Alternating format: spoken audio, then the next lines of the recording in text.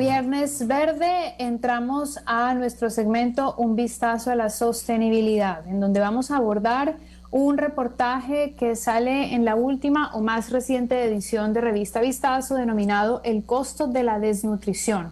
1 de cada 4 niños menores de 5 años vive con desnutrición crónica infantil. ¿Cuál es el impacto económico para el país y qué se debe hacer para detener esta afectación? Es lo que se pregunta Nicole Landín, la periodista encargada de trabajar temas de sostenibilidad para Revista Vistazo y América Economía y que está con nosotros permanentemente compartiendo estos contenidos publicados en la revista. Bienvenida, Nicole, ¿cómo estás? ¿Cómo estás, Clarita? Es un gusto volver a estar en este espacio. Bueno, gracias. Me gusta que cada vez que comparto contigo este espacio, ambas aprendemos un poco sobre un tema en específico y seguramente nuestra audiencia también. Así que vamos a arrancar para hablar de este tema sobre un concepto específico y entendamos realmente qué significa o qué implica desnutrición infantil. Claro, cuando hablamos de desnutrición infantil hay que saber que existen dos tipos. La desnutrición crónica es cuando un niño tiene una talla inferior al estándar para su edad. Por ejemplo, un niño puede tener 4 años, pero puede parecer de 2. Esto dificulta bastante la detección del problema y puede permanecer invisibilizada porque el niño puede continuar de esa manera y no hay como llamados de alerta para que se sepa que le está pasando por desnutrición. Y la otra desnutrición es la aguda, es cuando un niño pesa menos para su talla. Es decir, su peso puede bajar tanto que inclusive lo puede llevar al riesgo de morir a temprana edad. Ok. Bajo ese concepto, que está bien comenzar por ahí para entender que hay medidas para entender a la desnutrición y que no es un tema de percepción.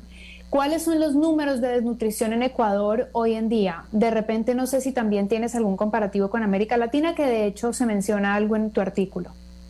Sí, en Ecuador 1 de cada 4 niños sufre de desnutrición crónica infantil, es decir, que el 23% de niños de menores de 5 años sufren desnutrición crónica y esta cifra se eleva al 27% en niños menores de 2 años.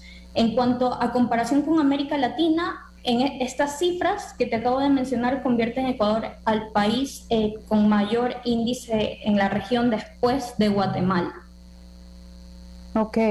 ¿Esto más o menos en qué tiempo ha sido medido? ¿Lo sabes? ¿O cuándo fue la última actualización? La última actualización fue aproximadamente en el 2018, 2017-18.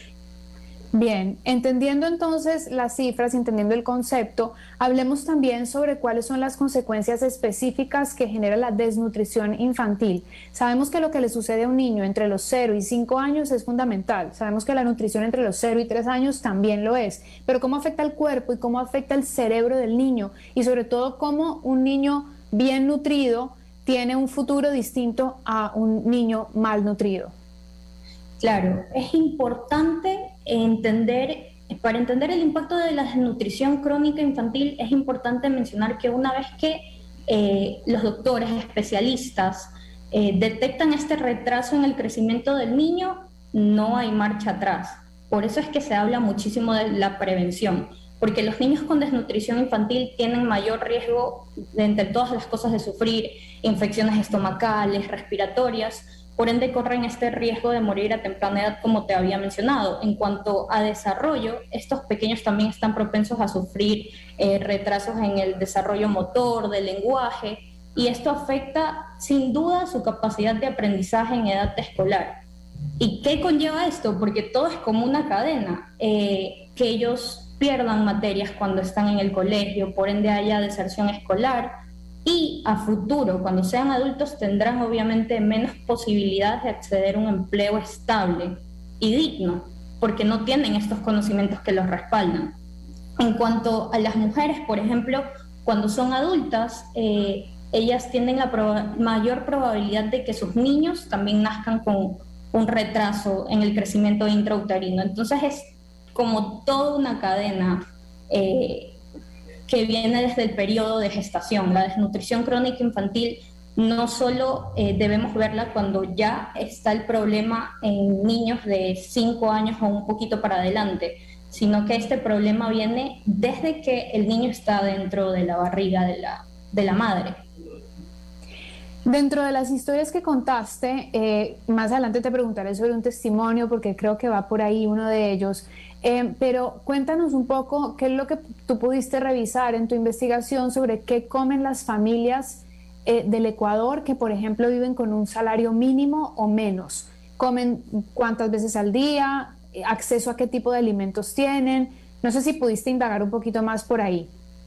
Sí, tomando el ejemplo de las personas que usamos en la investigación, que fueron principalmente familias de Bucay, que esto queda en la provincia del Guayas, nos dimos cuenta que estos hogares específicamente de escasos recursos comen 1 o 2 veces al día. Y los alimentos que mayor influencia tienen al momento de estar en la mesa, por ejemplo, es el arroz con tortilla de huevo, o tienen una inclinación hacia los carbohidratos, por ejemplo, papa, verde, coladas.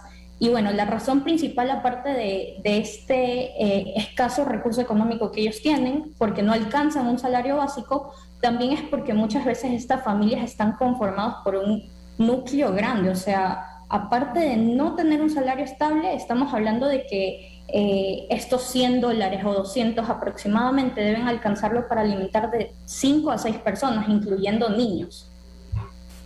Qué locura, es que es increíble conocer estos números, entender que, bueno, no sé cuál es el porcentaje de familias que tienen esa calidad de vida, pero seguramente es un porcentaje mucho mayor del que pensamos, y comer 1 o 2 veces al día me parece un dato impresionante. Ahora, acompañado a eso, y luego tal vez también te quiero hacer una reflexión, una pregunta, a ver si compartimos tal vez la misma visión con respecto a la desnutrición y el futuro de un país. Pero hay programas en el Ecuador que están ayudando a cambiar esta situación. ¿Has podido revisar eso? Sí, nosotros hubo una iniciativa con la que trabajamos, que es la Red de Nutrición Infantil. Con ellos fuimos de hecho a Bucay, ellos nos hicieron este recorrido, y esta es una iniciativa liderada por el sector empresarial que básicamente tiene como objetivo contribuir a reducir la desnutrición en niños y niñas menores de 2 años. Es un programa súper interesante porque ellos agarran a cargo a mujeres desde su periodo de embarazo y les dan un acompañamiento médico, es decir, les dan tratamiento obstétrico, las llevan con nutricionistas, las llevan con ginecólogos para garantizar el bienestar del niño desde que está en la barriga. Y bueno, y una vez que el niño nace, estas mujeres que están en el programa continúan y les dan ya charlas informativas para que sepan el periodo de lactancia, de qué manera debe desarrollarse correctamente, o inclusive ya cuando el niño entra a la alimentación complementaria, cuáles son estas comidas adecuadas de acorde a su edad. Yo he tenido la oportunidad de tener aquí en el programa también iniciativas privadas o público-privadas que se enfocan a trabajar la desnutrición, pero siempre, claro, creo que ninguna iniciativa, por más pequeña que sea, deja de ser valiosa. Creo que todas son muy valiosas, pero me parecería que con cifras como las que tenemos aquí hoy y en el artículo que tú hoy nos compartes, no es suficiente programas aislados, ¿no? Tendría que ser realmente una visión mucho más estratégica de lucha contra la desnutrición, y ahí es cuando viene mi reflexión. Yo diría que un país desnutrido es un país pobre, no solamente hoy, sino a futuro. ¿Qué podrías tú decir de esto? Sí, yo creo que definitivamente es así. Nosotros, aparte de hablar con nutricionistas, con esta red de nutrición, hablamos con un economista, y lo que todos llegábamos a esta conclusión, y es que los niños que no tienen una correcta alimentación, no solo en la etapa complementaria, sino después, no tienen la misma posibilidad de desarrollarse neurológicamente y físicamente. Por lo tanto, al momento de competir con otros niños que no han tenido este problema, las posibilidades se les reducen casi que a cero. Entonces, es todo un círculo, definitivamente. La desnutrición sí genera pobreza por la falta de oportunidad laboral que se debe a que este niño no ha desarrollado totalmente sus capacidades. Hablando de este enfoque y que me dices que conversaste con economistas que te ayudaron a dar esta visión, ¿cuánto le cuesta la desnutrición infantil al país? La desnutrición, la desnutrición como tal, hablando de una cifra macro, genera un costo total de 2.600 millones de dólares al año, y estas cifras están estimadas en los efectos y costos en salud, educación y pérdidas de productividad, justamente lo que hablábamos un poquito, que es ya en el futuro de estos niños.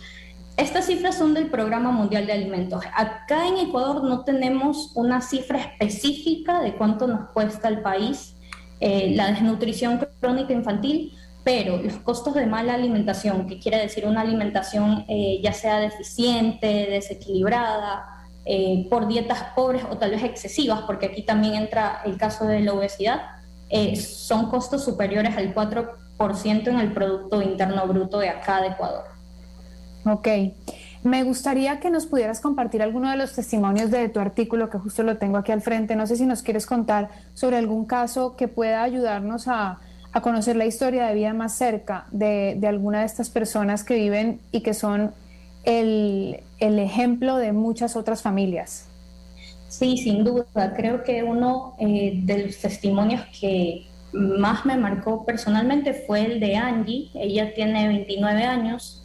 Ella vive en Bucay, en una casa prestada, porque no tiene obviamente los recursos para tener una propia y mucho menos pagar el alquiler mensual. En el 2020 su esposo se quedó sin trabajo y ella, por ejemplo, no trabaja todo el año. Ella, como trabaja cosechando hojas de tabaco, solo trabaja de agosto a diciembre. Entonces, lo duro de esta historia era que ella en el 2020 tenía 4 meses de embarazo cuando se enteró que ella, junto a sus 2 niños, sufrían de desnutrición. Y fue súper difícil porque ella nos comentaba que obviamente los niños estaban estudiando, pero dentro de los pequeños que estaban, imagínate, le decían cosas como: mami, no quiero ir al colegio porque no hay nada que comer en la casa, y al nosotros estudiar estamos generando y siendo una carga y un gasto, porque no tenían que comer. Y esta es una historia de muchísimas que hay allá afuera, pero por suerte Angie sí pudo mejorar su situación. De hecho, ella se inscribió y está con uno de estos programas de nutrición que le dio una mano, pero casos como ella hay muchísimos en Ecuador, de familias que no tienen para comer en el día a día y no tienen, de hecho, ni siquiera un salario básico. Sí, sí, son historias duras y para tal vez algunos de nuestros oyentes lejanas, pero para tal vez otros oyentes cercanas. Y eso es lo duro, que sepamos que hay una población, un porcentaje fuerte de la población que vive cerca de la desnutrición. Hemos conocido qué significa la desnutrición como concepto, cuáles son las consecuencias tanto en el cuerpo como en el cerebro. Entendemos entonces que tiene una afectación económica en el país. ¿Cuáles crees que son, dentro de lo que pudiste conversar con diferentes especialistas, los caminos de solución para combatir este mal de desnutrición en el Ecuador y en América Latina, diría, porque en realidad es un mal que compartimos? Claro, bueno, primero, el primer error de lo que decían los especialistas es que al tratar de combatir la desnutrición infantil, el primer error es pensar que es un problema aislado y que se le atañe solo a la entidad de salud pública o, por ejemplo, a estas familias de escasos recursos.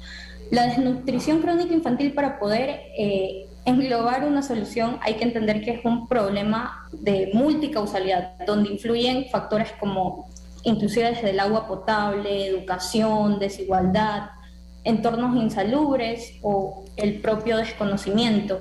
Entonces, para tener una solución se necesita pensar en algo integral que abarque todos estos temas, porque los esfuerzos que se han dado de manera aislada, por ejemplo, en educación, en alimentación, no han tenido un impacto positivo y no han logrado mayores resultados a largo plazo. Nicole, muchísimas gracias por venir a compartirnos tu investigación y tu relato en la sección de sostenibilidad de Revista Hogar. en un segmento que hemos creado también en nuestro programa La Lupa llamado Un Vistazo a la Sostenibilidad, en donde el enfoque de este viernes es el costo de la desnutrición.